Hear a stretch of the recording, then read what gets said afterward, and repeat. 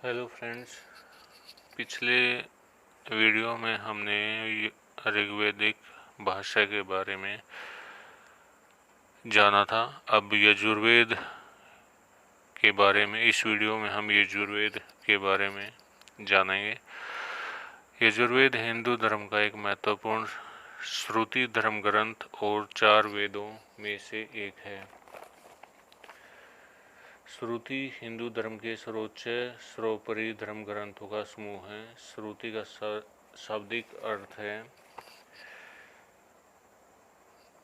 सुना हुआ, यानी ईश्वर की वाणी में जो प्राचीन काल में ऋषियों द्वारा सुनी गई थी और शिष्यों के द्वारा सुनकर जगत में फैलाई गई थी। इस दिव्य स्रोत के कारण इन्हें धर्म का सबसे महत्वपूर्ण स्रोत माना है। इनके अलावा अन्य ग्रंथों को स्मृति माना गया है, जिनका अर्थ है मनुष्यों के स्मरण और बुद्धि से बने ग्रंथ, जो वस्तुतः श्रुति के ही मानवीय विवरण और व्याख्या माने जाते हैं। श्रुति और स्मृति में कोई भी विवाद होने पर श्रुति को ही मान्यता मिलती है, स्मृति को नहीं। श्रुति में 4 वेद आते हैं: ऋग्वेद, सामवेद, यजुर्वेद और अथर्ववेद। हर वेद के 4 भाग होते हैं: संहिता, ब्राह्मण ग्रंथ, आरण्यक, उपनिषद। इनके अलावा बाकी सभी हिंदू धर्म ग्रंथ स्मृति के अंतर्गत आते हैं। स्मृतियों, धर्मसूत्रों, मीमांसा ग्रंथों, निबंधों, महापुराणों में से जो कुछ भी कहा गया है वह श्रुति की महती मान्यता को स्वीकार करके ही कहा गया है। ऐसी धारणा सभी प्राचीन धर्म ग्रंथों में मिलती है। अपने प्रमाण के लिए ये ग्रंथ श्रुति को ही आदर्श मानते हैं। हिंदू परंपराओं के अनुसार इस मान्यता का कारण यह है कि श्रुति ब्रह्मा द्वारा निर्मित है। यह भावना जन सामान्य में प्रचलित है। चूंकि सृष्टि का नियम ब्रह्मा है, इसलिए उसके मुख से निकले हुए वचन पूर्ण प्रमाणिक हैं तथा प्रत्येक नियम के आदि स्रोत हैं। इसकी छाप प्राचीन काल में इतनी गहरी थी कि वेद शब्द श्रद्धा और आस्था का द्योतक बन गया। इसलिए पीछे की कुछ शास्त्रों को महत्ता प्रदान करने के लिए उनकी रचयिताओं ने उनके नाम के पीछे वेद शब्द जोड़ दिया। संभवतः यही कारण है कि धनुष चलाने के शास्त्र को धनुर्वेद तथा चिकित्सा विषयक शास्त्र को आयुर्वेद की संज्ञा दी गई है। महाभारत को भी पंचम वेद इसलिए कहा गया है कि उसकी महत्ता को अत्यधिक बल दिया जा सके। उदाहरण के लिए मनु की संहिता को मनुस्मृति माना जाता है। इसके अनुसार समाज, परिवार, व्यापार, दंड आदि के जो प्रावधान हैं वह मनु द्वारा विचारित और वेदों की वाणी पर आधारित हैं, लेकिन ये ईश्वर द्वारा कहे गए शब्द या नियम नहीं हैं। अतः यह एक स्मृति ग्रंथ है। लेकिन ईशावास्योपनिषद एक श्रुति है, क्योंकि इसमें ईश्वर की वाणी का उन ऋषियों द्वारा शब्दांतरण है। वेदों को श्रुति 2 वजह से कहा जाता है। इनको परम ब्रह्म परमात्मा ने प्राचीन ऋषियों को उनके अंतर्मन में सुनाया था जब वे ध्यानमग्न थे, अर्थात श्रुति ईश्वर रचित है। दूसरा, वेदों को पहले लिखा नहीं जाता था। इनको गुरु अपने शिष्यों को सुनाकर याद करवा देते थे और इसी तरह परंपरा चलती थी। इसमें यज्ञ की असल प्रक्रिया के लिए गद्य और पद्य मंत्र हैं। ये हिंदू धर्म के 4 पवित्रम प्रमुख ग्रंथों में से एक है और अक्सर ऋग्वेद के बाद दूसरा वेद माना जाता है। इसमें ऋग्वेद के 663 मंत्र पाए जाते हैं। फिर भी इसे ऋग्वेद से अलग माना जाता है, क्योंकि यजुर्वेद मुख्य रूप से एक गद्यात्मक ग्रंथ है। यज्ञ में कहे जाने वाले गद्यात्मक मंत्रों को यजुष कहा जाता है। यजुर्वेद के पद्यात्मक मंत्र ऋग्वेद या अथर्ववेद से लिए गए हैं। इनमें स्वतंत्र पद्यात्मक मंत्र बहुत कम हैं। यजुर्वेद में 2 शाखा हैं। पहली दक्षिण भारत में प्रचलित कृष्ण यजुर्वेद और उत्तर भारत में प्रचलित शुक्ल यजुर्वेद शाखा। अब कृष्ण यजुर्वेद शाखा यजुर्वेद की एक शाखा है। चारों वेदों में से यजुर्वेद को चारों वेदों में से यजुर्वेद दो प्रकार का मिलता है, शुक्ल यजुर्वेद और कृष्ण यजुर्वेद। इसके दोनों नामों का कारण है कि शुक्ल यजुर्वेद में केवल मंत्र भाग हैं, अर्थात इसमें मूल मंत्र होने से शुक्ल शुद्ध वेद कहलाता है। कृष्ण यजुर्वेद विनियोग मंत्र व्याया आदि से मिश्रित होने के कारण मूल न होकर मिश्रित या कृष्ण यजुर्वेद कहलाता है। मुख्य रूप से यही शुक्ल और कृष्ण यजुर्वेद है। शुक्ल यजुर्वेद की दो शाखाएं वर्तमान में मिलती हैं, वाजसनेयी माध्यान्हंदिनी संहिता और कार्णव संहिता। दोनों में 40 अध्याय हैं। कार्णव संहिता का 40वां अध्याय ईशोपनिषद के रूप में प्रख्यात है। कृष्ण यजुर्वेद की 4 शाखाएं मिलती हैं, तैत्तिरीय, मैत्रायणी, काठक और कठ कपिष्ठव शाखा। महर्षि दयानंद के अनुसार मूल वेद शुक्ल यजुर्वेद की माध्यान्हंदिनी शाखा है। इसका महर्षि ने भाष्य किया है। इस विषय में पौराणिकों ने इन दोनों शुक्ल कृष्ण को सिद्ध करने के लिए अपनी कथाएं कल्पित कर रखी हैं। इन कल्पित कथाओं को छोड़ शुक्ल कृष्ण का यथार्थ कारण उपरोक्त ही है। वेदों की कुल शाखा 1127 होने का प्रमाण पातंजल महाभाष्य में मिलता है। वहाँ लिखा है, एक विष्टिता वाह्यव्रम्यम एक शतम अध्वर्यु शाखा सहस वर्तमा सामवेद नवधात वर्णो वेद, अर्थात 21 शाखा ऋग्वेद की, 101 शाखा यजुर्वेद की, 1000 शाखा सामवेद की और 9 शाखा अथर्ववेद की। यजुर्वेद की 101 शाखाओं में से 6 शाखाएं उपलब्ध होती हैं, जो कि ऊपर हमने बता दिया है। शुक्ल यजुर्वेद का ब्राह्मण शतपथ ब्राह्मण है, जिसके रचयिता महर्षि याज्ञवल्क्य हैं। कृष्ण यजुर्वेद का ब्राह्मण तैत्तिरीय ब्राह्मण है, जिसकी रचना तैत्तिरीय आचार्य ने की है। शुक्ल यजुर्वेद का स्रोत सूत्र कात्यायन अर्थ है, जो कात्यायन स्रोत सूत्र कहलाता है। कृष्ण यजुर्वेद से संबंधित 8 स्रोत सूत्र हैं, बोधायन स्रोत सूत्र, आपस्तव स्रोत सूत्र, सत्यषाढ़ स्रोत सूत्र या हिरण्यकेशी स्रोत सूत्र, वैशाखन स्रोत सूत्र, भारद्वाज स्रोत सूत्र, वाधूल स्रोत सूत्र, वाराह स्रोत सूत्र, मानव स्रोत सूत्र। महर्षि दयानंद यजुर्वेद के प्रतिपाद्य विषय के संबंध में अपने भाष्य के प्रारंभिक प्रकरण में लिखते हैं कि ईश्वर ने जीवों को गुण गुणी के विज्ञान के उपदेश के लिए ऋग्वेद में सब पदार्थों की व्याख्या करके यजुर्वेद में यह उपदेश दिया कि उन पदार्थों से यथा योग्य उपकरण ग्रहण करने के लिए कर्म किस प्रकार करने चाहिए। उसके लिए जो जो अंग और जो जो साधन उपेक्षित हैं, उन सब का प्रकाश यजुर्वेद में किया गया है। जब तक का ज्ञान क्रियानिष्ठ नहीं होता, तब तक उसे श्रेष्ठ सुख कभी नहीं हो सकता। विज्ञान क्रिया में निमित्त बनता है, प्रकाश कारक होता है, अविद्या की निवृत्ति करता है, धर्म में प्रवृत्ति करता है और धर्म तथा पुरुषार्थ का मेल कराता है।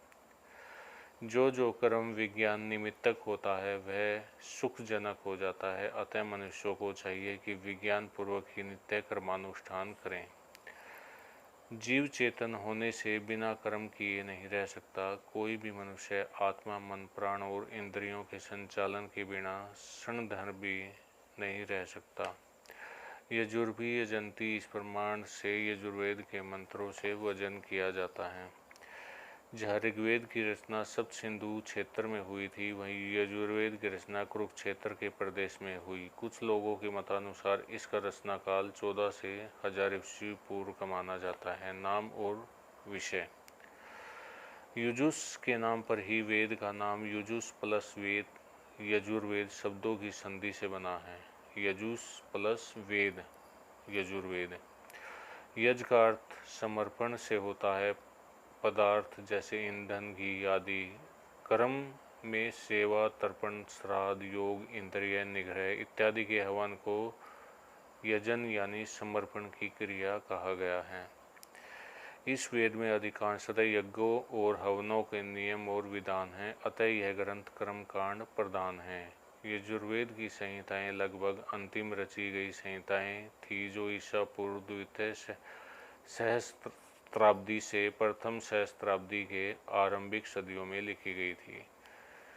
इस ग्रंथ से आर्यों के सामाजिक और धार्मिक जीवन पर प्रकाश पड़ता है। उनके समय की वर्ण व्यवस्था तथा वर्णाश्रम की झांकी भी इसमें है। यजुर्वेद संहिता में वैदिक काल के धर्म के कर्मकांड आयोजन हेतु यज्ञ करने,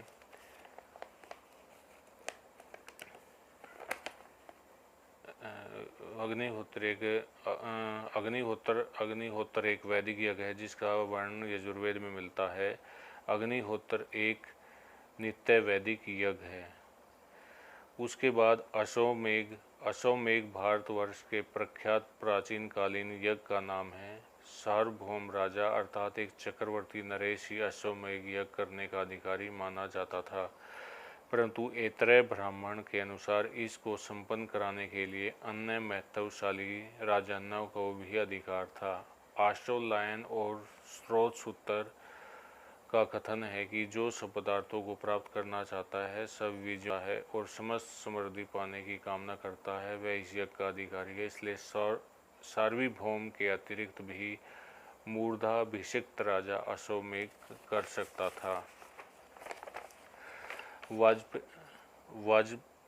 वाजपेयी यज्ञ एक वैदिक यज्ञ है जिसका वर्णन यजुर्वेद में मिलता है। यह यज्ञ शौर्य प्रदर्शन में प्रजा के मनोरंजन हेतु किया जाता था। इसमें रथ दौड़ के माध्यम से जनता का मनोरंजन भी किया जाता था।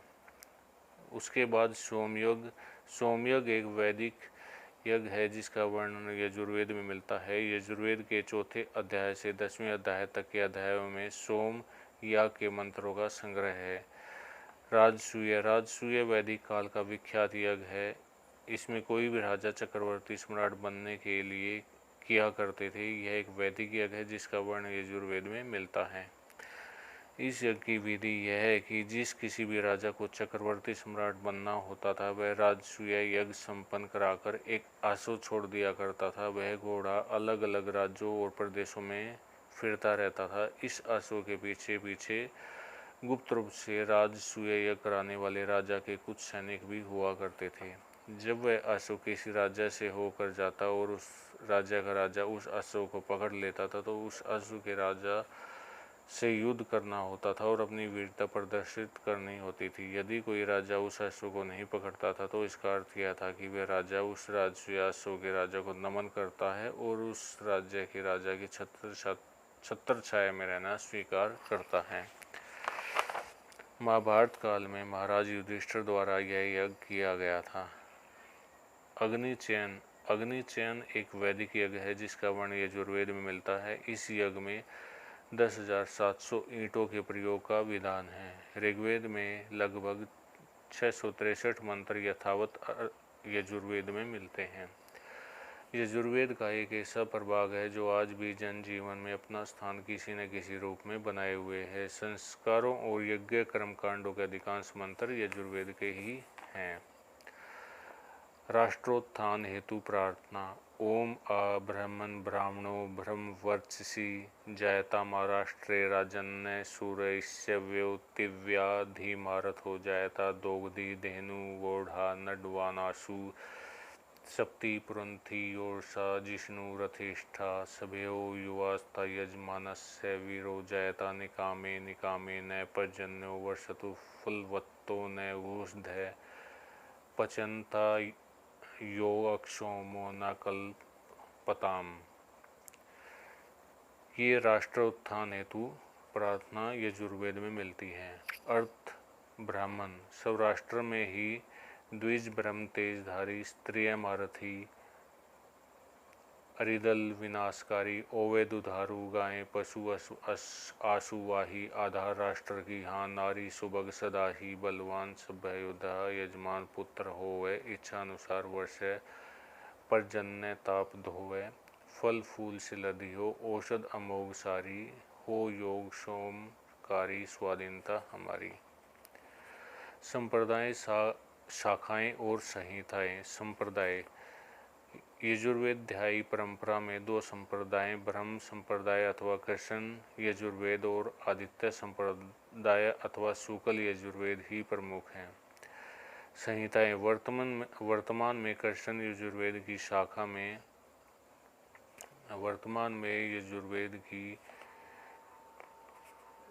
शाखाओं में संहिताएं तैत्तिरीय, मैत्रायणी, कठ और कपिल स्थल कठ ही उपलब्ध हैं। कृष्ण यजुर्वेद में मंत्रों के साथ साथ तंत्र योजक ब्राह्मणों का भी सम्मिश्रण है। वास्तव में मंत्र तथा ब्राह्मण का एकत्र मिश्रण ही कृष्ण यजु के कृष्णत्व का कारण है तथा मंत्रों का विशुद्ध एवं अमिश्रित रूप ही शुक्ल यजुष के शुक्लत्व का कारण है। तैत्तिरीय संहिता कृष्ण यजुर्वेद की शाखा को आपस्तंभ संहिता भी कहते हैं। महर्षि पतंजलि द्वारा उल्लिखित यजुर्वेद की 101 शाखाओं में इस समय केवल उपरोक्त 5 वाजसनेय, तैत्तिरीय, कठ, कपिस्थल और मैत्रायणी ही उपलब्ध हैं। यजुर्वेद के उत्तर वैदिक युग की राजनीतिक, सामाजिक एवं धार्मिक जीवन की जानकारी मिलती है।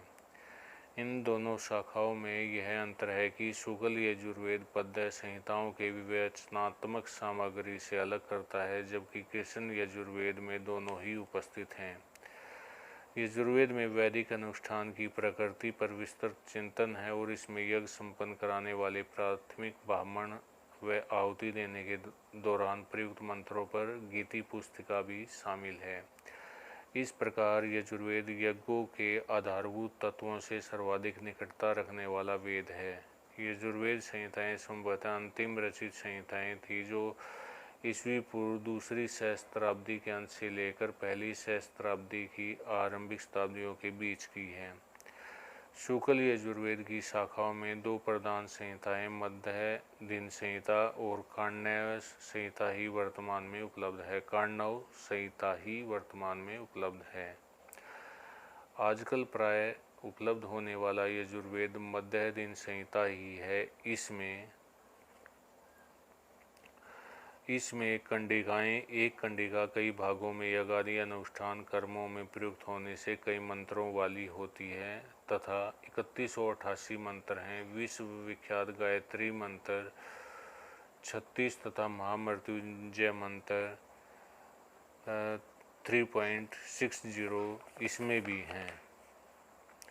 शाखाएं यजुर्वेद कर्मकांड से जुड़ा हुआ है। इसमें विभिन्न यज्ञों जैसे अश्वमेध का वर्णन है। यजुर्वेद 8 अध्वर्य द्वारा किया गया है। यजुर्वेद 5 शाखाओं में विभक्त है: काठक, कपिस्थल, मैत्रायणी, तैत्तिरीय, वाजसनेयी। कहा जाता है कि वेद व्यास के शिष्य वैशंपायन वेद व्यास के विद्वान शिष्य थे। हिंदुओं के 2 महाकाव्यों में से एक महाभारत को मानव जाति में प्रचलित करने का श्रेय उन्हीं को जाता है।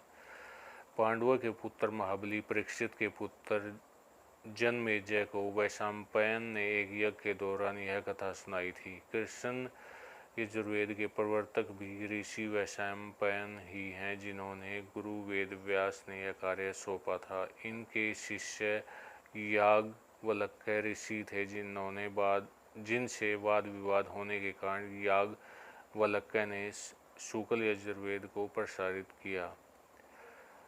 उनके 27 शिष्य थे, जिनमें सबसे प्रतिभाशाली थे याज्ञवल्क्य भारत के वैदिक काल के एक ऋषि तथा दार्शनिक थे। वे वैदिक साहित्य में शुक्ल यजुर्वेद की वाजसनेयी शाखा के दृष्टा हैं। इनको अपने काल का सर्वोपरि वैदिक माना जाता है। याज्ञवल्क्य का दूसरा महत्वपूर्ण कार्य शतपथ ब्राह्मण की रचना है। बृहदारण्यक उपनिषद, जो बहुत महत्वपूर्ण उपनिषद है, इसी का भाग है। इसका काल लगभग 1800 से 700 ईस्वी पूर्व माना जाता है। इन ग्रंथों में इनको राजा जनक के दरबार में हुए शास्त्रार्थ के लिए जाना जाता था। शास्त्रार्थ और दर्शन की परंपरा में भी इनसे पहले किसी ऋषि का नाम नहीं लिया जा सकता। इनको नेति के व्यवहार का प्रवर्तक भी माना जाता है।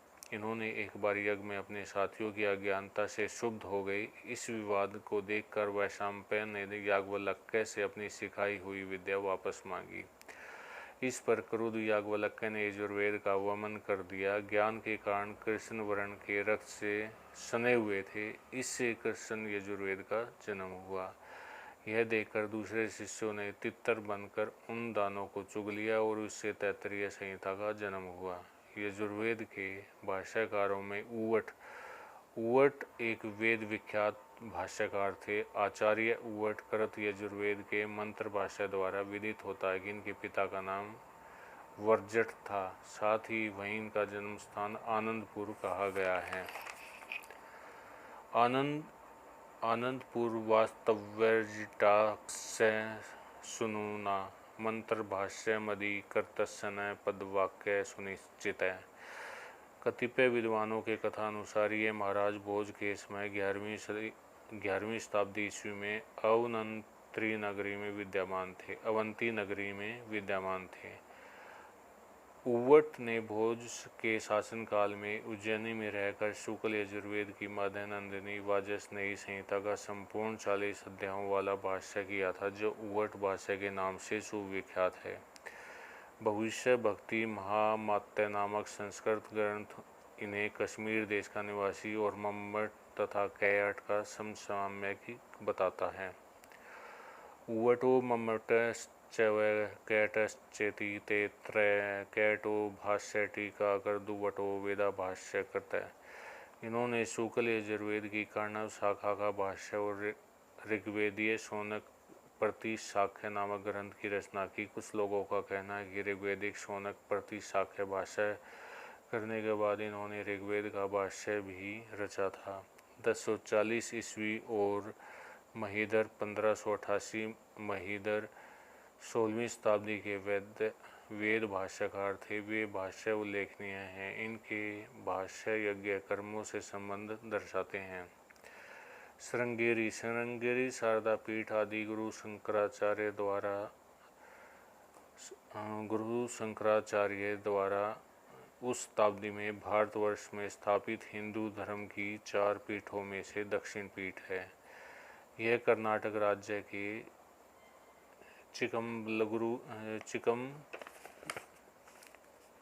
चिकमंगलूर जिले में तुंगा नदी के तीर पर स्थित है।